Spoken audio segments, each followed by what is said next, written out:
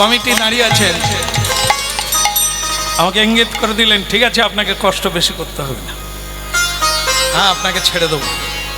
হ্যাঁ এটাই বললেন তো? হ্যাঁ এটাই বলছে। আমি বলেছি যে আমার বয়স বেড়ে গেছে রে ভাই, আমি বেশিক্ষণ পারবো না।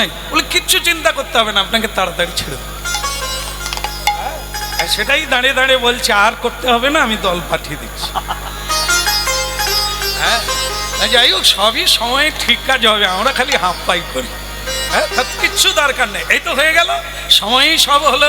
গুরুদেব বাড়িতে এলেন, আনন্দের সীমা নেই। এখন কাজ হবে কিনা, ডাক্তার এসেছে ঠিকই, কাজ করবে কিনা ঔষধে দেখতে হবে। হ্যাঁ ওই রে, আমার একটা জিনিস ভালো লাগলো এখানে এসে, মানে সেটা বলি না বলে পারি না, বলি নাকি বলি, যা তো চলে যাব, সেটা অন্য কিছু নয়, আশা মাত্র যে সম্বোধনটা, এটা আমার ভালো লেগেছে। এ বললো আমি চামার, চামারের কুলে এসব হয় না, কিন্তু এই যে উলুধ্বনি, এই হরিধ্বনি, এই যে সম্বর্ধনা সাধুকে, এটা যথার্থ। যে দেশে, এটা মাথায় রাখবেন পরে মিলাবেন, যে দেশে সাধুর সম্মান নাই ও দেশে সাধারণ মানুষেরও সম্মান নাই। যে দেশে সাধু সম্মান পাবে ওই দেশ একদিন সবার উপরে উঠবে।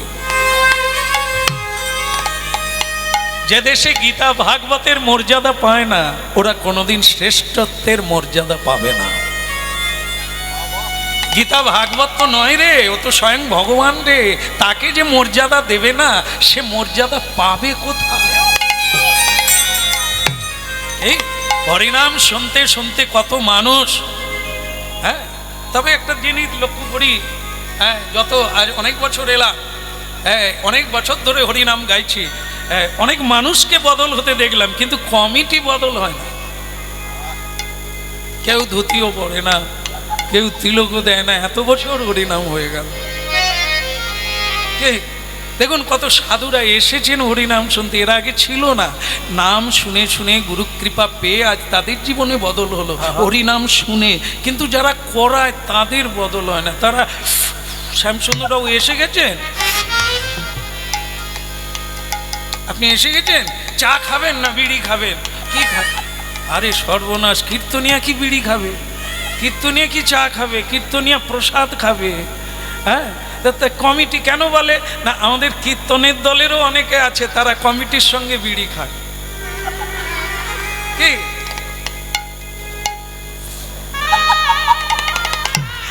আশ্রমে গিয়েছে, দুবার ধরে আশ্রমে গেছে, হ্যাঁ রাত থেকে উঠে গেছে, ওখানে প্রসাদ পেয়ে ঘুমাচ্ছে।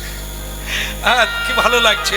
এত বছর কোনো বছর যায় না, এই লিচুতলার কমিটি কোনো বছর বাড়িতে যায় না, সব ফোনে কথা হয়। চলে এসেছি, গরিব মানুষ, ডাকলেই চলে যায়, পেটের জ্বালায় বাধা নাই। কিন্তু এবারে দেখি কমিটি দুবার ধরে ছুটে গেছে আশ্রমে, যেতেই হবে। আমি দেখলাম নিশ্চয়ই লিচু পেকে গেছে, যেতেই হবে।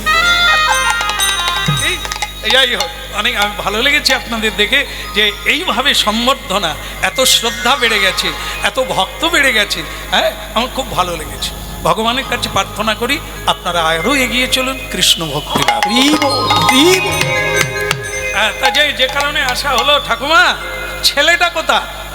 আগে তো ছেলেটাকে দেখি, যার জন্য আসা হলো, পূজা পাঠের জন্য না। তা দেখি কোথায় ছেলে, দেখি। আগে আমার ঘরের ভেতরে আমার স্ত্রীর কোলে আছে। আচ্ছা ঠিক আছে, চল তোমার ঘরে চল। দেখেন এত বড় সাধু, সারা পৃথিবী যাকে চেনে, তার নাম হচ্ছে রামানন্দ স্বামী। যাবেন আপনারা, কাশীধামে যাবেন, এক নামে চিনবেন। যদি বলেন রামানন্দ স্বামীর আখড়াটা কোথা, আজ তিনি নাই পৃথিবীতে, কিন্তু খোঁজ নেবেন, যে কেউ বলে দেবে ওখানকার মানুষ রামানন্দ স্বামী। আহা বিখ্যাত সাধু, বিখ্যাত তার শিষ্য।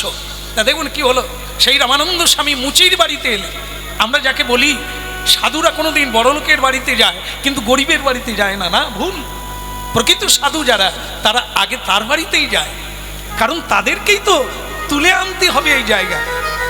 তাই উঁচু নিচু ভেদাভেদ সাধারণ মানুষ করে, ভগবান করে না, ভগবানের ভক্তরাও করে না।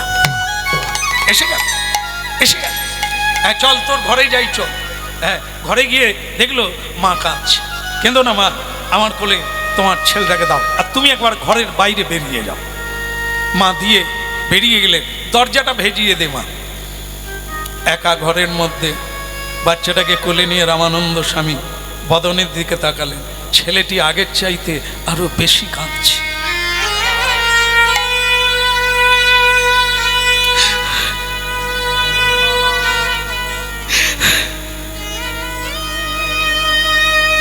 কে রে, কে তুই?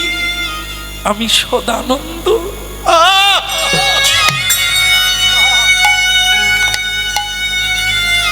সদানন্দ, আমার সদানন্দ, আমার প্রাণ। ওরে তুই কোথায় জন্ম নিলি?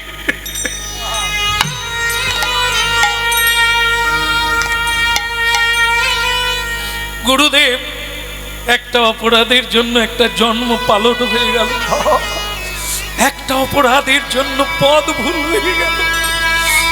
আজ আমি যে গৃহে জন্ম নিয়েছি, মায়ের দুগ্ধ খাসনি কেন? আমার মা যে হরি নাম জপ করে না, আমার মা যে হরি সেবা করে না, আমার মা যে দীক্ষা গ্রহণ করে না, আমি ওই দুগ্ধ খেলে আমি যে গোবিন্দকে ভুলে যাব, আমি যে গুরুকে ভুলে যাব।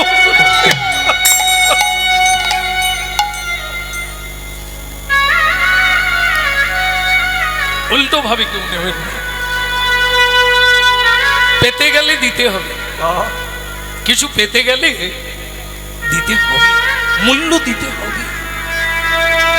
এই জগতে অনেক সাধুরা এই সাত্বিক আহার মানে প্রসাদ পায়, তার মানে এই না সবাইকে পেতে হবে না, যারা চান না তাদের পেতে হবে না। কিন্তু যারা ঈশ্বরের কৃপা গুরু কৃপা পেতে চান তাদেরকে প্রসাদ পেতে হবে। নির্মল হৃদয় হতে হবে। ধূপ দীপ কেন জ্বালে? জায়গাটা পরিশুদ্ধ হবে, পরিবেশটা সুন্দর হবে, তাই ফুল দিয়ে সাজাতে হয়, গঙ্গা জল ছড়াতে হয়, সুন্দর করে সাজাতে হয়, মনটা দেব ভাব জাগবে বলে। প্রতিমার সামনে যেতে হয়, বিগ্রহের সামনে যেতে হয়, মাথাটা নিচু হবে। তাই ভক্তমণ্ডলী মায়েরা, আজ এখানে সব দিক চাই, না হলে পাবেন না। এটা সবার জন্য নয়, যে চাইবে তাকে এটা করতে হবে। সে খাবে না, সে না খেয়ে মরে যাবে, তবু অশুদ্ধ জিনিস খাবে না, যার দ্বারা ভগবানকে হারাতে হবে। এই একটা ভুল করে আজ আমি গুরু ছাড়া হয়ে গেলাম, গুরু চরণ ছেড়ে দিলাম, আজ আমি মুচির কুলে জন্ম নিলাম। একটা অপরাধের জন্য গুরুর কথা শুনি না বলে আদর খেতে গিয়ে বাঁদর হয়ে গেলাম। এরপরে আবার তাই সে দুগ্ধ খায় না। কাঁদিস না, আমি আছি, আমি তো তোকে কথা দিয়েছি, আমি আছি। যাক, আমি তোর মাকে দীক্ষা দেব, তোকে দীক্ষা দেব, তোর বাবাকে দীক্ষা দেব, আর তারা হরিভজন করবে, দুগ্ধ খাবে। আজ থেকে তোর নাম দিলাম রবি দাস। এই রবি দাস না বলে আমরা সরাসরি বলি রহিদাস। রহিদাস কেন না, এটা মুচিকুলের উপাধি, হ্যাঁ, পদবী রহিদাস। তাই আমরা সর্বক্ষেত্রে তার নাম না বলি, আমরা বলি রহিদাস। কেমন? এই জন্য রবি দাস, রহিদাস। কেমন? তাই চামারের কুলে জন্ম হলো, ভক্তমণ্ডলী মায়েরা, এখন তাকে দীক্ষা দেওয়া হলো, তার মাকে দীক্ষা দেওয়া হলো, হ্যাঁ। আর তার মা বাবা বললেন, গুরুদেব আপনি ছেলের প্রাণ ফিরিয়ে দিলেন, আপনি যা বলবেন আমরা তাই করব, আজ থেকে আপনাকেই গুরু করলাম। অযাচিত মোহেন পতিত খেদি যৌম,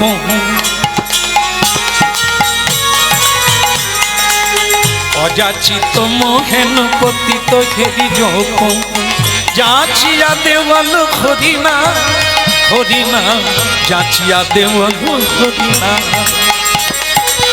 শ্রী বৃন্দাবন যুগল ভজন ধন, শ্রী বৃন্দাবন যুগল ভজন ধন, শ্রী বৃন্দাবন যুগল ভজন ধন, শ্রী বৃন্দাবন যুগল ভজন ধন।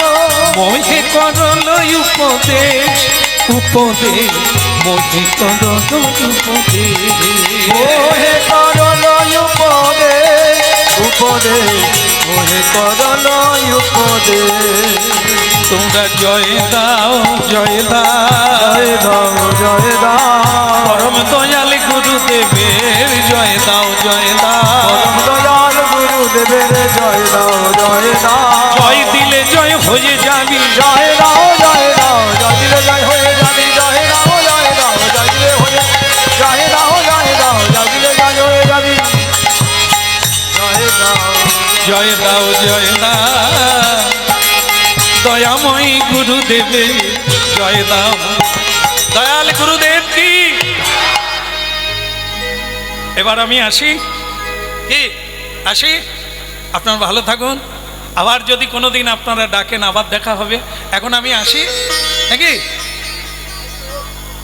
আর একটু হবে? আরে আমি তো আমার কথা বলিনি, রামানন্দ স্বামী বলছে এবার তাহলে এবার আমি আসি। আমি তো আছি, চিরকাল আছি, এর পরে গাইতে হলেও আমার কোনো অসুবিধে নেই, কিন্তু পরের দল সেজে বসে আছে। আর একটা টাইম আছে, তার বাইরে কেউ যেতে পারবে না। আমার ইচ্ছে থাকলে উপায় নেই, কিন্তু একটা কথা না বলে তো ছাড়বো না। সেটা কি, দীক্ষা হয়ে গেল। তার বাবা বলছে রবিদাস, রবিদাস বড় হয়ে গেছে। রবিদাস বলে, বাবা এই আজ থেকে তুই আর জুতো সেলাই করবি না, ঠিক আছে?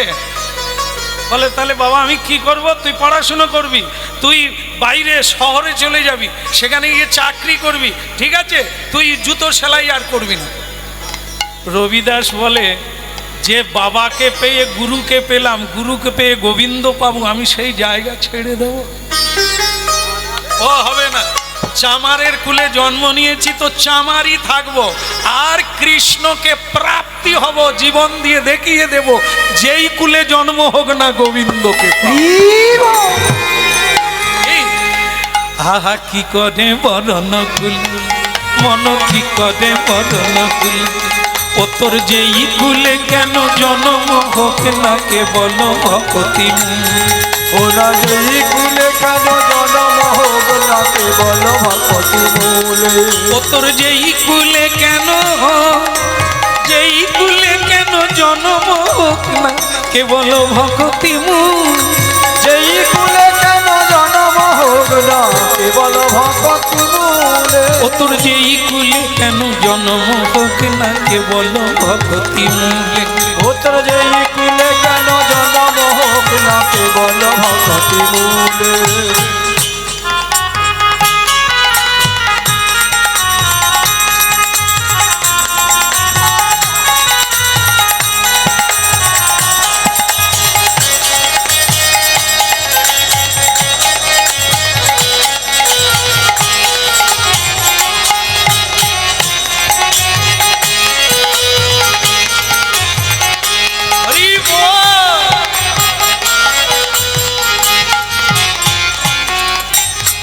জুতো দোকানে গান গাইছে আর জুতো সেলাই করছে। ভগবান ছদ্মবেশে এক বণিকের বেশ ধারণ, বণিক মানে ব্যবসায়ী, ব্যবসায়ী হয়ে তার দোকানে চলে এসেছে। আতর যেই কুলে কেন জন্ম হোক না কেবল ভক্তি মূলে। যেই কুলে কেন জন্ম হোক না কেবল ভক্তি মূলে। এটা কি করছে, কি করছে? জুতো সেলাই করছে। তা তোমাদের যদি জুতো থাকে দাও, আমি সেলাই করি। বলে, না না তোমাকে দেওয়া যায় না। আরে কি আছে, মুচি হয়ে যদি গুরু গোবিন্দকে পেতে পারে, তা আমার মুচি হলে ক্ষতি কি আছে?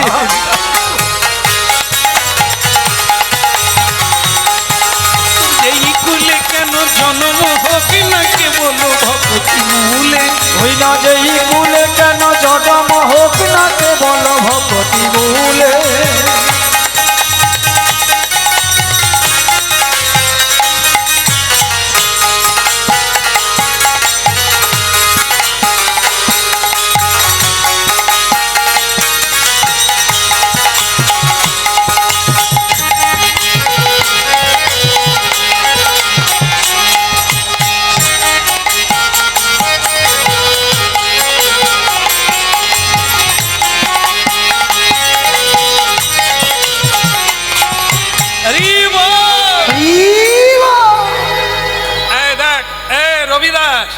আগে কে আপনি?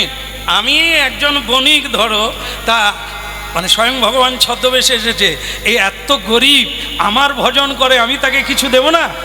কি করলো? এই আপনারা দেখেছেন এটা নিশ্চয়ই, পরশ পাথর দেখেছেন?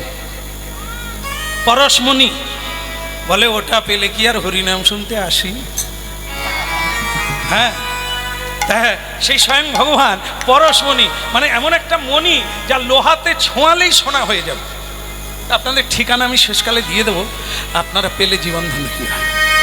হ্যাঁ, শেষকালে দেবো, এখন দেবো না। শেষকাল হয়ে গেছে অবশ্য, দিলেও ক্ষতি নাই। সেটা হলো পরশমণি কি? চিন্তামণি, নাম কৃষ্ণ চিন্তামণি।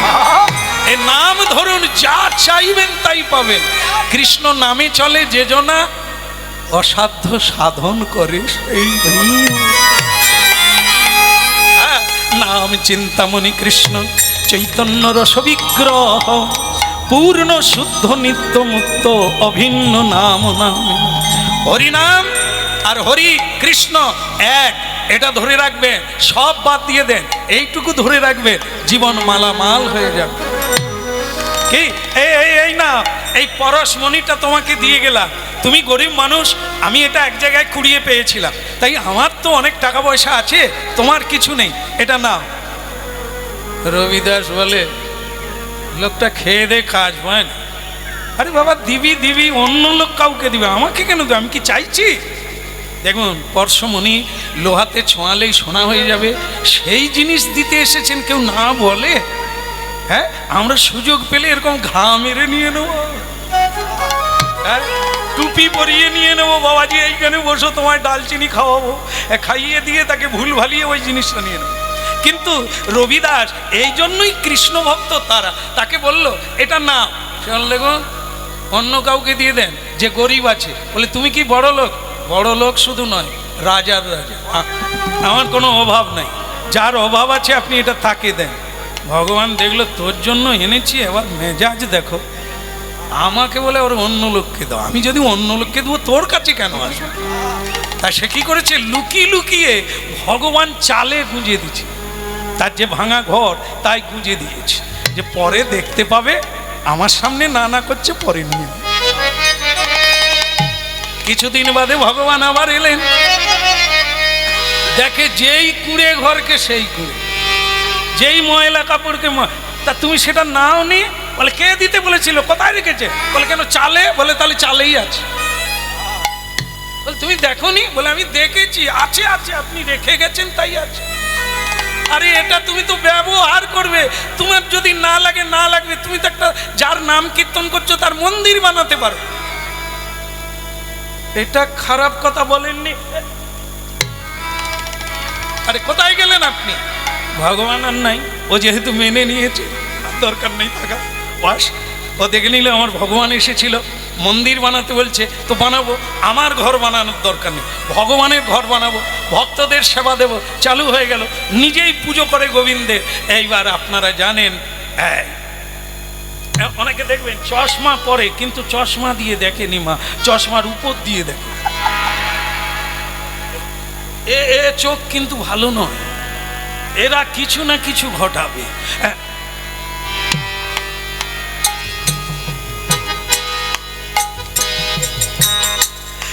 এই ব্রাহ্মণের দল পণ্ডিতের দল একদিন মানে দল বেঁধে তার দোকানে এসে গেছে।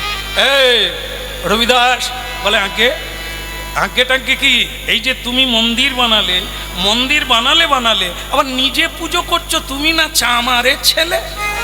তোমার কি পুজো করা সাজে?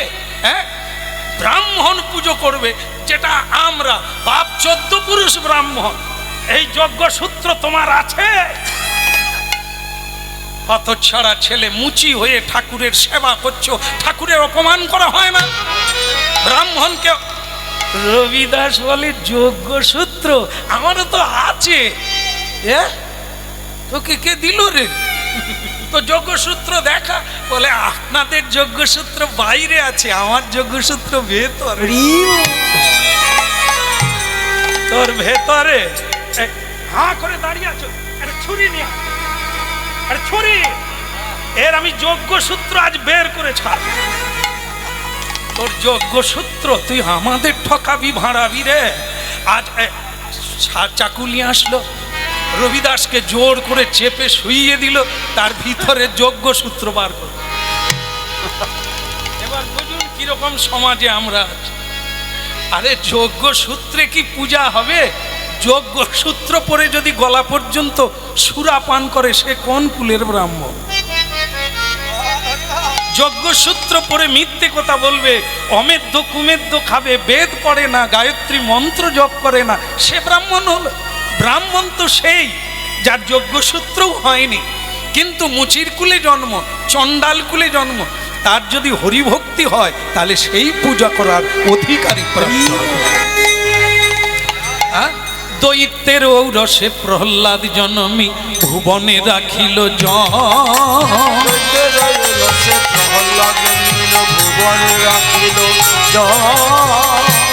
স্ফটিক স্তম্ভেতে প্রকট নরহরি ভুবনে রাখিল আহা ভুবনে রাখিল। দেখো দৈত্যের কুলে জন্ম নিল প্রহ্লাদ, সে তো ভগবানকে পেয়ে গেল।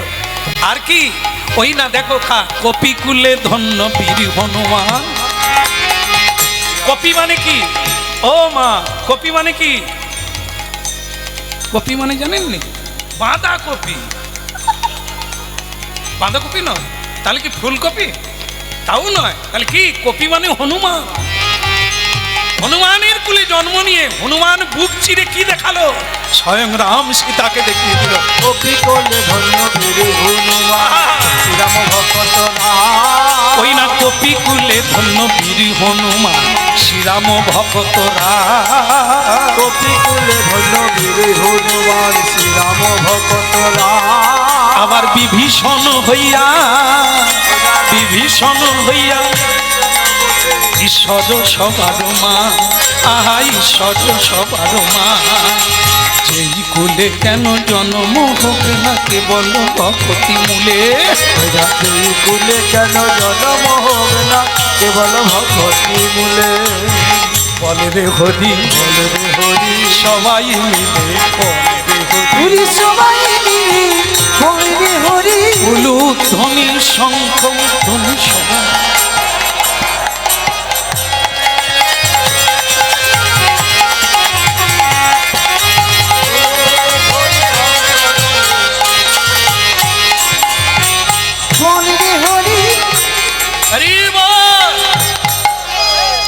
ব্রাহ্মণেরা রবিদাসকে শুইয়ে দিয়ে তার যোগ্যসূত্র বের করবে, তাই চাকু মারতে গেল। ঠিক সেই সময় ভগবান সেই বণিক রূপ বেশ ধারণ করে ছুটে এলেন। আরে কি করছেন আপনারা? কি করছেন? বলে ওর যোগ্যসূত্র বের করব। শোনেন ব্রাহ্মণ পণ্ডিতগণ, পণ্ডিত আপনারা কি করে হলেন? কবে হলেন পণ্ডিত? যোগ্যসূত্র কি ওখানে দেখা যায় ওইভাবে? ওর ভেতরে যোগ্যতা আছে বলেই তো সে গোবিন্দের। বলেন তো ব্রাহ্মণ, আপনার বাড়িতে কোনো বিগ্রহ আছে? বলে রাখি না, ঝামেলা আছে।